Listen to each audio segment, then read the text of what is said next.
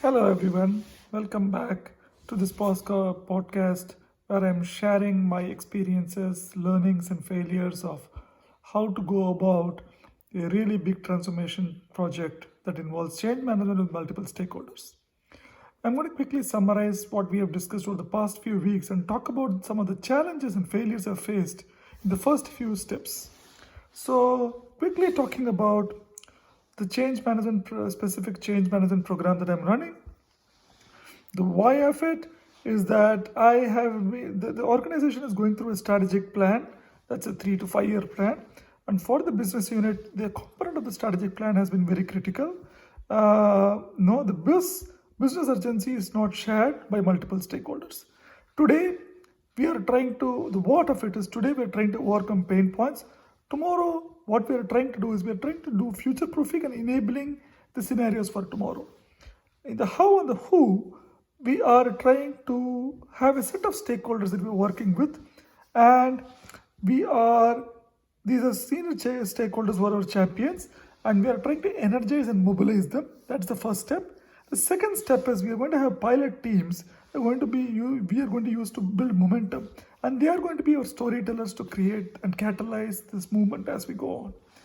We also talked a little bit more about who my stakeholders are and where I am in this entire change management process. So I have a change sponsor who's sitting here. I've got 3 levels before I come in. I share the business urgency. This is in my technology organization, just to be clear. I share the business urgency, and so does the stakeholder above me. It has taken me 3 months of effort before the stakeholder above me is sharing the business urgency. Now I am at the cusp of the moment where the real change sponsor is actually sharing the sense of urgency. What I've done over the past 3 months are these 3 things. I don't know if you can see it. The first one is personal interviews, the second one is team meetings and town halls, the third one is external consulting, which is me. And I'm moving towards the fourth one, which is the program structure. This is something that's taken me a little more than 3 months, approximately 4 months, and I'm at the cusp of this thing. I do not think I'm going to be there for this entire change program. So now let's talk about some of the challenges and failures I've faced in the last few months, right? So let's talk about the challenges and failures that I've faced. First one is the personal interview. So the first failure that I had is I tried an informal route, and that did not help. When I actually went into the informal route, which is your water cooler and your locker room talks and everything, it was very difficult for me to convince my genuinity, and I actually lost credibility. Right? That is my first challenge. The second challenge I had with informal route was that I had no demonstrated results. So that was the first mistake I did. Now with that, I went into the formal route. Now in my formal route, I had another challenge. I actually had to depend on somebody else to run some of my formal personal interviews. This, even though I call it personal interview, it is slightly bigger than a personal interview. In the sense, I needed a facilitator for it, and the facilitator was not somebody that was having the right capability for it, and it was very difficult for me, given my current positioning and the current workload that I had and the bandwidth that I had, for me to enable that person. So both of this were initially a big failure. So what I had to do was I had to look at my current workload, my current bandwidth, talk to my immediate supervisor and say I am going to prioritize this or that, and find out how I could actually prioritize some of my current work to another person so that I can focus on this. So that was the first thing I did. The second thing is I just stopped doing informal conversations. Informal conversations did not help, and it was actually counterproductive. The second thing I did is that for formal conversations, formal personal interviews, I actually had a draft. I made sure that I reviewed the draft with somebody else. I made sure that I had a narrative built in. For example, if I actually had a structure that I wanted to walk through with someone, I had a narrative built in as to what is in it for them, what is there for you, right? With fee. What is there for you? We walked through that and we made sure that we got feedback after that.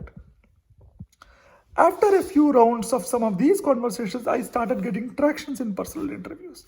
So this was a technique that worked really well for me. And over a period of time, I was able to kind of turn the momentum in the tide towards kind of going into the next level, which is town halls. Now, town halls was a bigger debacle than personal interviews for me. I will walk through why that is. So my first few town halls, again, were very, very transactional. I was talking about immediate dependencies, right? None of the teams shared, number one, the urgency, number two, the broader vision or the roadmap. So these were two really big mistakes, and hence they become really transactional. What did we want to achieve for this week or next week? And they were extremely what is in it for me than what is in it for everybody else. The same mistakes. So this did not work out well. The second channel I had was the same facilitator. She was not capable, so I actually could not do what I wanted to do. So for me to go further than this, the first thing I had to do was, from the personal interviews, I built a coalition of support. Somebody who shared the sense of urgency, had the capability to facilitate a conversation but did not know the direction. So I worked with that person, built the understanding so that he at least understood what he was trying to drive, and we built momentum. We started getting together as teams, and slowly the team meetings started getting bigger. It started becoming more noticed to drive outcomes and not really a conversational thing. So these were the two key things that I did that actually changed much. The external consulting part came later. I initially tried to be the external consultant without being invited to the platform, and that was a huge challenge for me. While people understood that I could do that, they were not ready to kind of let me play the role. So what happened is that I could not play the change program manager role effectively because I did not have the positioning. It took me a few months of doing the personal interviews and town halls before I could be the external change consultant. And that was basically just about time and building my credibility back so that I could come back into the role. So I hope this helped people on some of the mistakes I did in the first 2-3 steps that I had and how I went about correcting them. It took time, so it was a little painful from that perspective. Thanks everyone. Bye-bye.